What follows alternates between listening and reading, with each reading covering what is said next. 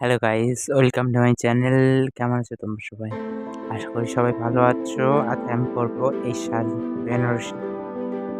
তো এটা প্রপার বেনারসি কিনা আমি জানি না, কিন্তু নাম জানি না। আমি যেটুকু জানি সেটুকু বললাম। আর এই দেখো, প্রথম শাড়িটা ভাঁজ খুলে নিয়ে পরা শুরু করে দিলাম। এই শাড়িটা পরতে আমার সবথেকে মানে বেশি কষ্ট হয়েছে, কারণ শাড়িটা বারবার খুলে যাচ্ছিল, ডিজাইন ম্যাচ হচ্ছিল না।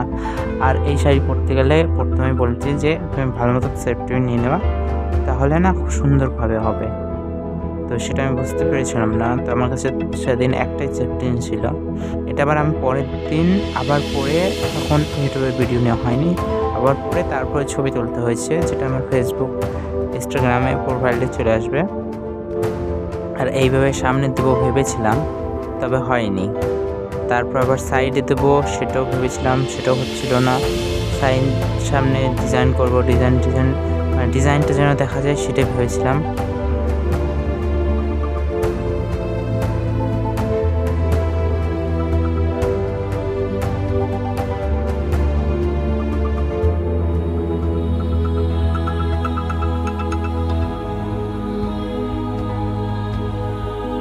তারপরে পাতলা পাতলা চিকন চিকন প্লেট করে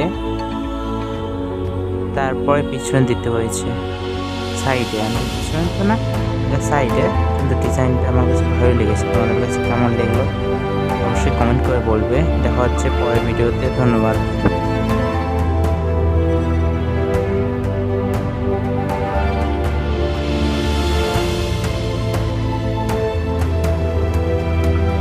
আর লাস্টের দিকে দেখো কত সেট আপ করতে হয়েছে রাতের বেলা।